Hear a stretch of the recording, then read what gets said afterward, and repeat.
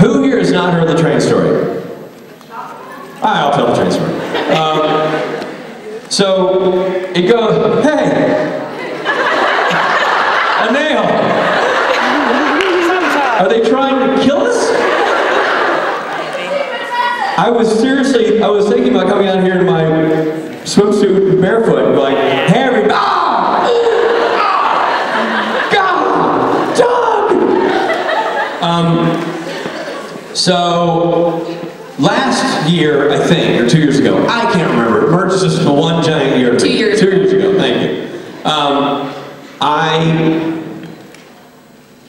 was in England, and we had time to kill between England and Germany, the German time. So, Jared and his lovely wife, Jen, I was by myself, killing time, and they said, why don't you come with us? We're taking a side trip to Amsterdam.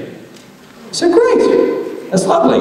I would love to ruin your romantic weekend away by being the third wheel. I accept your gracious offer. And it was great. We took a boat from England to Amsterdam, had a fantastic time, and then the plan was to take a train back to Germany, or where were we going? Mannheim. So we pack up. Now I've packed like a man who's going on a European trip by himself. I have a small bag. They've packed like a circus roadshow that's out for a year's journey across the continental United States. So they have like 5 bags. And I get it, like just pure fabric ratios. His shirts are 4 times bigger than mine. I mean, it takes more room. That's funny. On a side note, you know what he thinks is weird about me? And I think it's weird about him? He thinks it's freakish that I own a hairbrush.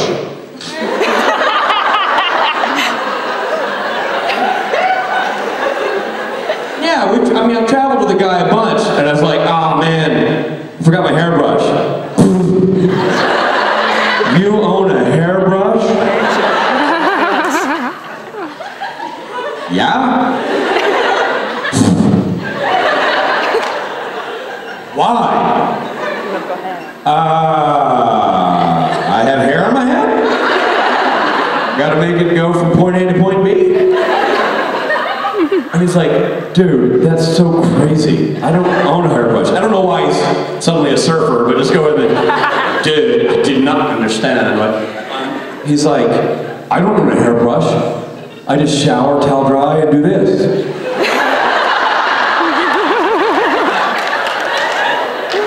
I'm like, well, I don't look as good doing this as you do. No, but I can't do that. Like, we have different heads of hair. I do that and be like, nuts, ow, ow, ooh, ow. Like, and I come out looking like I slept by a fan. Hi, how are we? I can't do that, man. And he's like, whatever. I'm like, you know, I don't think I'm the weird one here.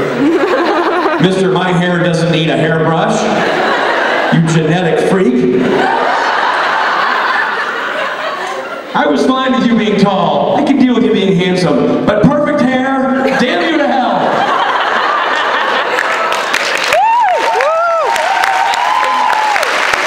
Yes. Thanks for letting me vent. So anyway, Johnny Perfect Hair and I are on the train. And we're loading up the bags from the platform. And you know, these European trains, we Americans, we're not well versed in the train system. We don't have them in the States, or we have them, they're not utilized a lot. So there's a very brief window. Those train doors open and then those train doors close, and whatever, you know, part of you isn't on the train at that point is gonna be blowing along the side of the train for the remainder of the time.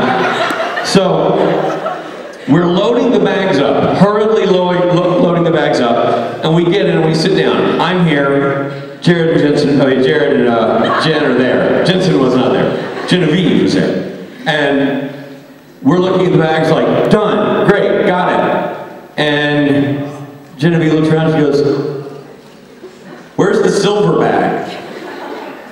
And Jared goes, silver bag. So he and I get up and we go down the aisle to the train doors where there's a silver bag sitting right there. We're like, oh, there's the silver.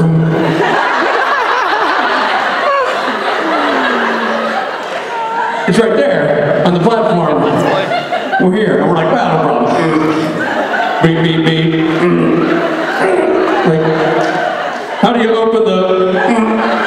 And so he's knocking on the... then you see a guy who works for the train company kind of moseying along, seeing the bag, looking at the tag. Because, you know, in the post-9/11 world, a bag sitting by itself at a train station, not a good thing. So he's looking at it, and Jared goes...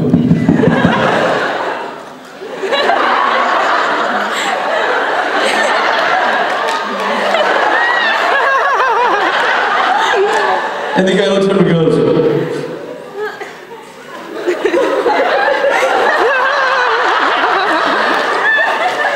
no words necessary. We knew we were effed. And so now, we're doing this, looking at the bag, and the train's going like this. And we're like, that was the bag. Here's the bag. Here goes the bag. Jen, your bag's over there. Jen. And Jared goes, my God, we gotta stop the train. So he goes, you go that way, I'll go this way, go find the conductor. So I sprint that way throughout the train, go, boom. It's a slow process.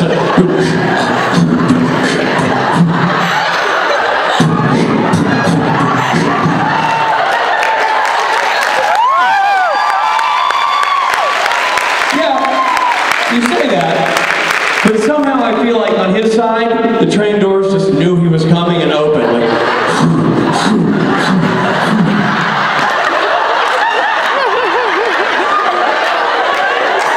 anyway, he got to his end, I got to my end. There was no one in the control car, whatever you call it, where the hell the front of the train's called. And so we ran back. We met, breathless in the middle. There was nobody over there. There was nobody over there. Oh God, who's driving this train? Nobody! But stay focused. We gotta find somebody and tell them that our bag, our silver bag, is still on the train platform. Like, yes, we do. And I run back to the doors and I see a thing that says, in case of emergency, push button.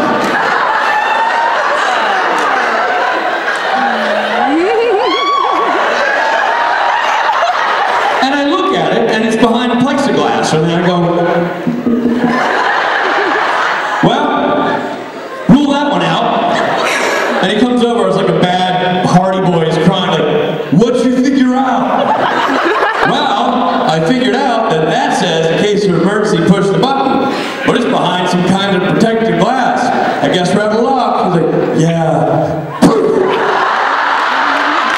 He punches it. And he punches it, which startled me. But it didn't startle me nearly as much as the train coming to a screeching effing halt.